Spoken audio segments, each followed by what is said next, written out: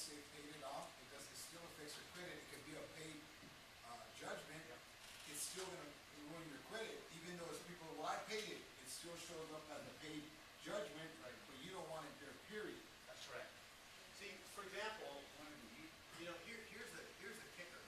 So say you got a judgment from 2009, right? June 2009. So 4 years have gone by, right? 4 years and 2 months go by, and in judgments stay on for 7 years. Bankruptcies for 10. Okay? A judgment creditor can actually renew the judgment and extend it for another 7 years. And can renew it and extend it again. And what happens is interest accrues at 9% statutorily year over year. Judgments are actually not bad investments, right? If they pay off, right? So $1,000 goes to $1,090, goes to $1,090 plus 9%, etc. And so, I lost my train of thought for a second. I was getting so excited about judgment.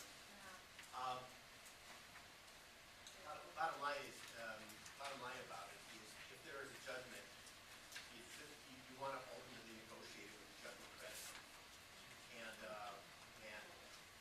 have them do whatever you can have them do to sign some right papers. As a matter of fact, what I can do is, if you have a judgment, if it's okay, I'll collect a couple business cards, write on the back of your card, and I'll send you the document from the court. So, what about child support? What about child support? Yeah, how do you deal with that? Child support's tricky. Child support is tricky. You know, mostly men, have substantial outstanding child support issues.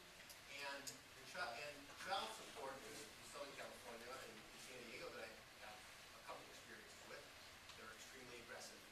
They'll attach liens against the property, depending upon the size of it, and they don't want to budge.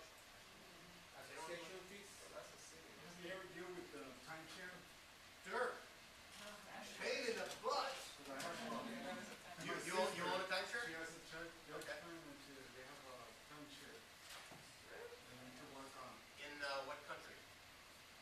This one. In the U.S.? So it's a U.S. timeshare? Yes. You know She the bought, name? she went to the, they bought it, but I never gave no income. Yeah, so now the timeshare company is, there's two options with timeshares. They can either give a deed in lieu of foreclosure back to the timeshare company. So now you got people that spend $20,000, for example, on a timeshare, and now they're giving it back to the timeshare company, right? Walk away from 20 grand and all the payments that they made, or have to create some kind of settlement. Yeah. Yeah, certain timeshare companies are easier to work with than others. Yes? Corey, do you have to see a credit report before you state your fees? No, I can absolutely state my fees. But is it different, like lates with judgments, or like stuff that you have to work harder on? Yes. Your fees are different? Yes. I'll tell you right now, I am insanely overpriced. I am one of the most expensive guys in the country. Is that true? Yes. I'm absolutely insanely overpriced. I was talking with a young lady a couple days ago. I don't believe that. I'm telling you, it's like, it'll make you sick to know how much money I charge for stuff. Because one, I guarantee everything 100%. If I take on a case, it will be done, period. You got my word in the matter, and I don't negotiate with anything around my word. So I charge $1,575 per creditor. So if you have a late payment, or a series of late payments on Capital One or collection account, or non-real estate related, so like unsecured credit cards, unsecured debts, $1,575. And for mortgage lates, whether it's one late or a series of lates, not short sale and not foreclosure, I charge $21.75. Right?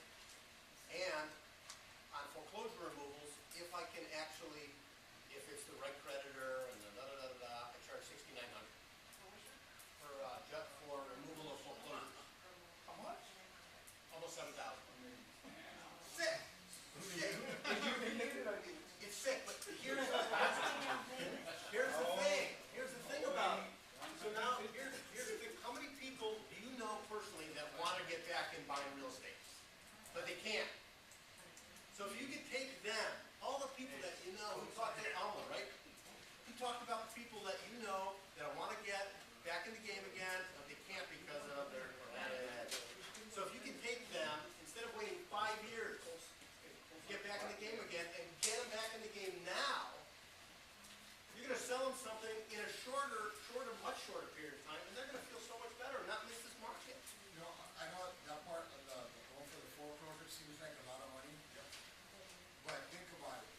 it's either pay it or Don't wait buy. a couple of years, or wait a few years. Don't buy at all? Yeah, so for the person that says, hey, I wanna buy, and you know what, I want it off my credit, people are willing to pay that fee because it's gonna come off of their credit. It seems like a lot, but come on, it's a foreclosure. That brought your credit score down to your gutter. Let me ask you, based on the foreclosure, I mean, what's the difference between you helping someone on the foreclosure versus someone doing a bankruptcy? Okay, a lot of factors to your question, right? A lot of factors. Right? What's that? The motive. Yeah, like what's the motive, right? So, there's been a lot of bankruptcies filed just to suspend foreclosure sales, right? Everybody knows that strategy. And then you file again, and you can get 3 filings, right? You file 3 times, and then you gotta actually go through it to be paid. Depends what kind of bankruptcy. And so, you can buy time, suspend the sale, if you're talking about a foreclosure. Or if you're looking to do, I'm talking about the fact, after the fact. No, I think the question was, you're saying, why not just file bankruptcy? Yes. Because then once you file bankruptcy, you're still not gonna be like, can I have a bankruptcy on your credit? Oh, For 7 years, right? Yeah. 2 years. 2 years. How long is the bankruptcy? 2 years. How much is that on your credit? 5 years. 2 years. 10 years. No, but I think, no, you can establish your credit for 2 years and buy it in 2 years. No, we're talking about, you can, yeah, you turn around and buy, okay, bankruptcy, 3 years. Foreclosure, 2 years. 3, short sale is 2.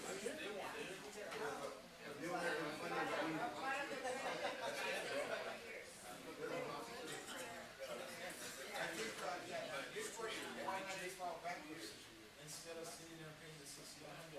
Because after the bankruptcy, your credit's still bad.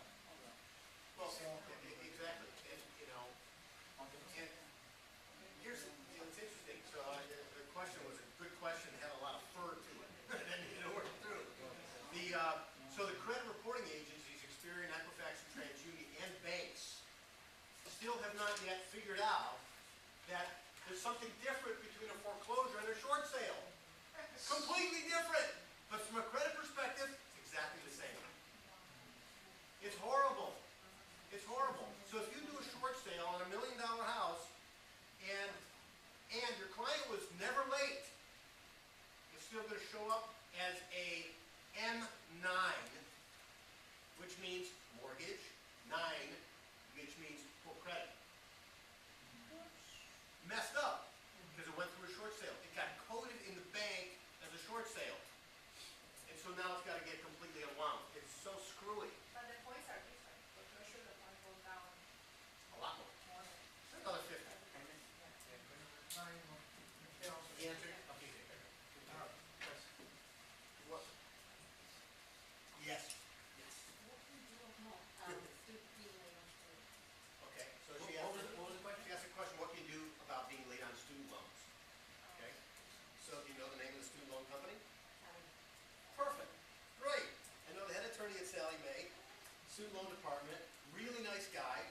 And so here's what you need to know, okay, or I need to ask. Was there ever a deferment in place during the period of time that the late showed up? Yes. Great, you get them removed, 1 phone call. Wow. One phone call? What's it done? So how many leads do you have? Well, depends upon if it's a private loan with Sally Mae or a public loan with Sally Mae. It's a private loan. Private loans, they allow deferments for 90 days, 3 months. So you have to call every 88th day to redo it. And if you miss it, they whack you. Okay? The key is get a copy of the payment history from Sally Mae directly, and don't have any kind of conversation with them about, I didn't make my payment, I just want to get a copy of my history. Okay? And with that, then we can begin to unwind, right? Unwind and retell the story. See, the problem is what happens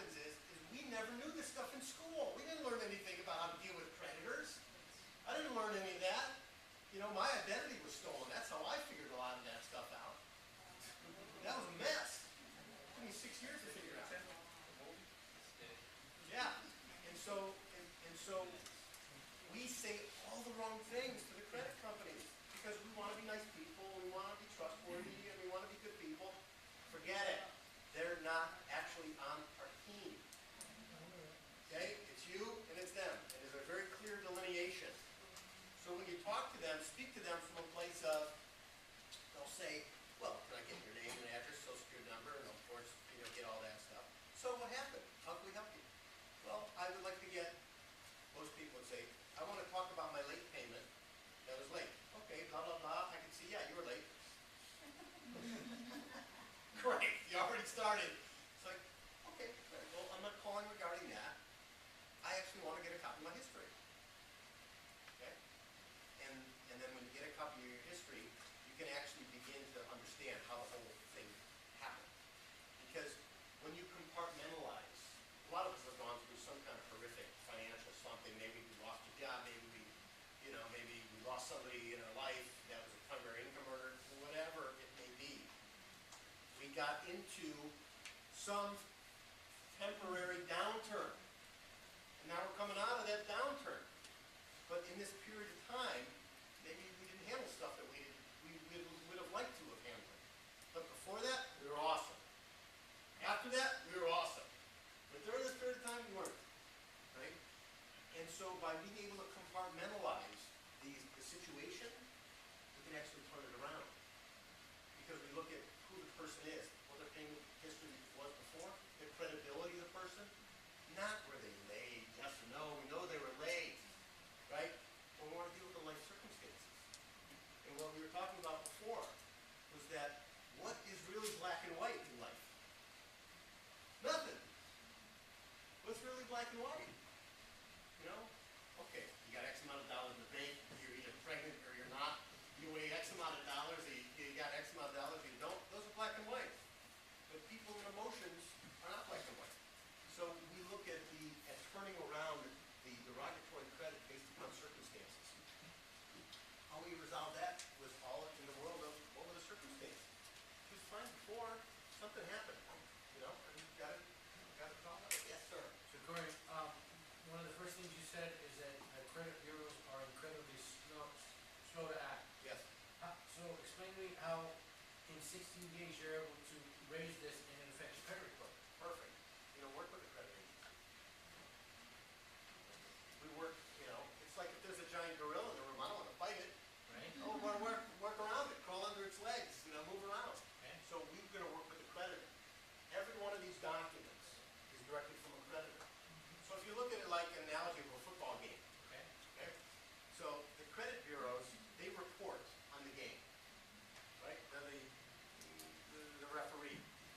The creditor and the client are in the field mixing it up, Okay. and the credit agency is reporting on the game, how it's doing, how you're doing from a credit perspective. But we end up talking to the referee, trying to convince the referee that it's something different instead of dealing with the creditor. So by dealing with the creditor, we actually can impact. And the credit agencies will accept anything from the creditor as truth.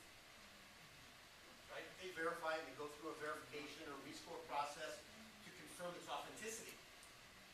Years ago there were credit companies that provided letters, right, and remove stuff. No. Authentic, period.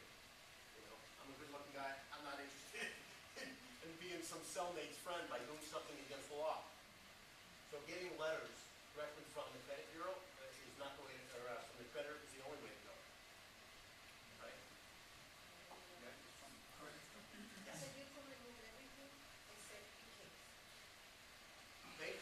Removal of a bankruptcy. If you ever hear any credit agency say they can remove bankruptcy, first of all, it's a federal offense. Yeah. All on. Bankruptcy, I'll remove bankruptcy. Great, love you. God love you. Stay away from me. Stay away from me. Because that is against the law. Yeah. Yes, sir. Do you work with liens? What kind of liens? I got a client that has liens on his name. Like tax liens? Yeah, well, no, not tax liens. He was still owe money to companies, because he owns restaurants, and he has like 10 liens on him. So like EDD liens, Yes. EDD employment liens. Mhm. Yeah, absolutely, absolutely. I actually work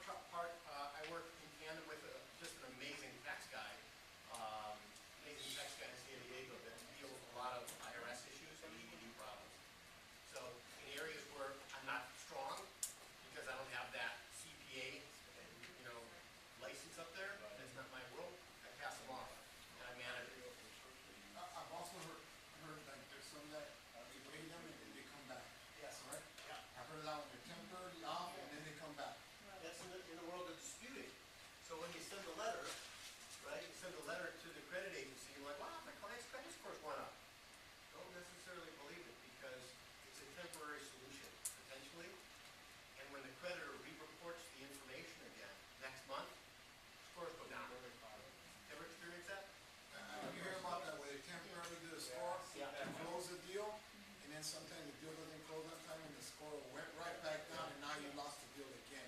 So careful with the ones that say they're gonna do it, a lot of them are temporary and they're not permanent. That's correct. There's a difference, the temporary ones. Exactly, yeah, everything's gotta be, you know, you wanna have it in a nice tight package.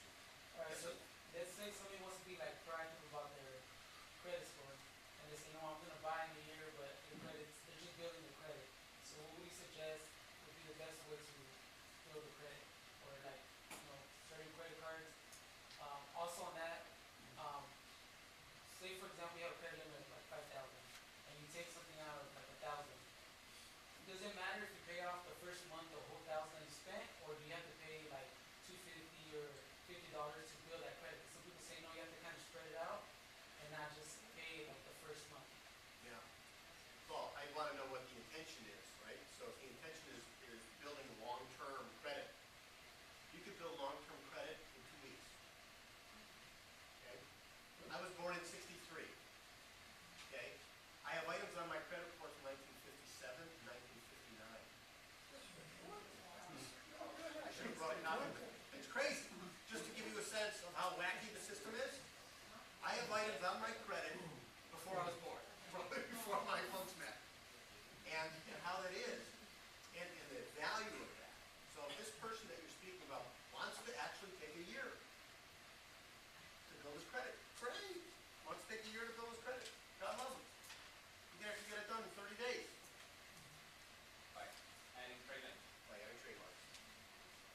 That's no charge for that. Is that the same? That's free. That's free, you just call your neighbor Yeah, to add you to the. that's free. You wanna share about that? I don't remember what it is. Yeah, it was something similar. Yeah, so for example, so a number of years ago, I needed a credit score boost, and I asked my dad, and my dad, Midwest, very conservative guy, he's like, I'm not loaning you my credit. So after I got off the floor and wiped my pants off from the dirt and groveling, he said, okay, I'll loan you my Sears card. So my dad's got a Sears card from 1958, with perfect credit history. Oh, wow. Right? Added that account, one account to my credit report, 9 days later, my scores went up 134 points. One account, took me 15 minutes. But you have to be very specific on how you want to add that person onto the account, right? Because there's two ways, authorized user and authorized And a cosigner. co-signer Right. to add them to the actual account, not just using, you can use my card. Not a user. Exactly. Authorized Add 'em to the co-borrower. account. It's called co-op. Co-op. Right. What? Well, co-app, yeah. So an authorized user, so say, when you're in, Leo, so say, you wanna get a house and you needed a quick score boost, right? You needed a quick score boost. And I looked at you before and I said, great, well, I've got an item on my credit report that would help you. I've got a 1972 Sears card, or 19, what I got? I got a 1973 Lord and Taylor card. What am I doing with that? But it was my mom's card, and so I've kept it alive. And since 1973. I know that if I authorize you on that Lord and Taylor card, you and I would call Lord and Taylor, right? And I'd say, great, I want to have Leo as an authorized user on the card. Here's his name, here's his social security number, here's his date of birth, right? And they're going to ask the question, do we want to issue him a card? I'm like, no, I ain't issuing him my card, right? Right? So they don't issue a card, but you get all of the benefit of my credit, or actually my mom's credit history, literally in about 2 weeks. That would take your scores and probably top it with 80 points. Sometimes it's like that. But again, it has to be an authorized, Authorized user. authorized user, I thought authorized user doesn't work the same, it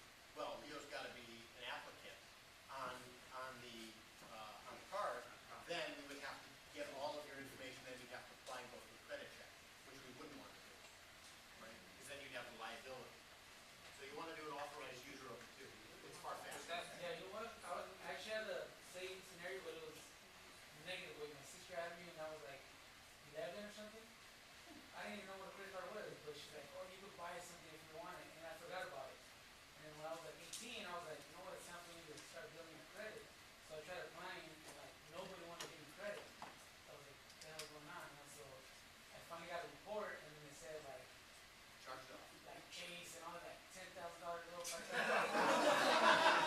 was already scared, like, identity theft or what? And then I found out my sister. And what'd you say to your sister? Thanks. Then she's like, oh yeah, I remember adding you. I was like, you didn't help me out. I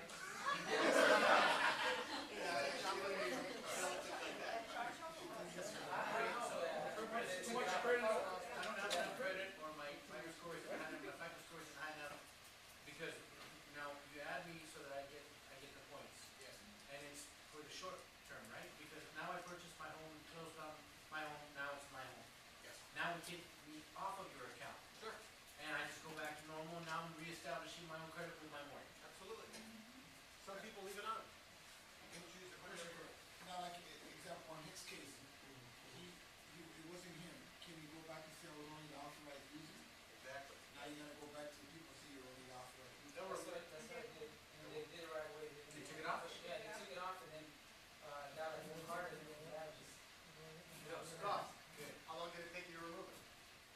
I don't know, I don't know if I sent a letter or I actually spoke to somebody, but they didn't even like, I just don't know, it wasn't even,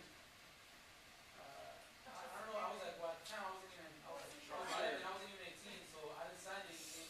I just gave my three reasons and then they just took it off. Crazy. You were with, How long do you have to, Corey. if you're, like, your dad, he let you borrow his Sears card, Yep. how long were you in his account? I'm still on his account. Okay, but how about if your dad would've said, okay, I'm only gonna let you do it for a year, and then I'm gonna take you off? That's good. Is that okay, but would your credit score drop again? Is No. that what You're on your own already with good score. Even if you didn't establish any more credit or nothing? Yeah, you already have the history. You already have it. on the report. You guys asked a great question. Doesn't Really, matter. really great Because question. he said, Well, in a lot of the cases, 9 out of 10, we're always fishing for customers. Yes. And people bring names and socials and stuff, and a lot of them don't have FICO, don't have Visa, never use their credit. Right. Will go from 0 to 640 in a Will. week. It will. If somebody doesn't have a credit score, or enough credit, right, or enough credit, the fast, or trade lines, right, that's what they're called, the fastest way to get them a score, in like 2 weeks or less, add them as an authorized user. They'll be automatically in the game. Are there any negative repercussions for your father, since you're not a user, he's just giving you his credit? Zero. Zero, so your loved one that has great credit really is not in jeopardy of being hurt by maybe your past irresponsibilities. It's a win-win. Is there a catch? I know I've been approached by lenders and other people. I was approached with a guy that gave me a list of 100 people that were charging to do this. That's right. Is there a legal end to the whole thing? Is there a, Legal, I'm talking, it like against if I'm the credit bureau and I know everything you just said right now, yes, I'm thinking